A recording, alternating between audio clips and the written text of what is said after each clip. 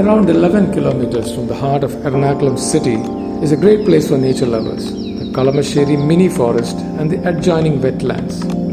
You can spend 2 to 3 hours there observing nature at work, plants, birds, butterflies, dragonflies and much more. Careful observations by birders in Kochi has resulted in a list of over 200 species, many of which are migratory and come from thousands of kilometers away. There are many resident species too, like the parakeets.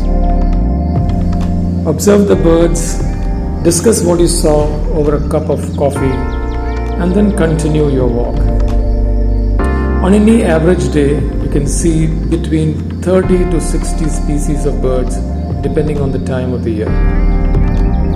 The pond heron, which seems to merge with the background, the black-headed ibis, and many more species can be observed on any given day. There are beautiful butterflies, dragonflies and beetles too.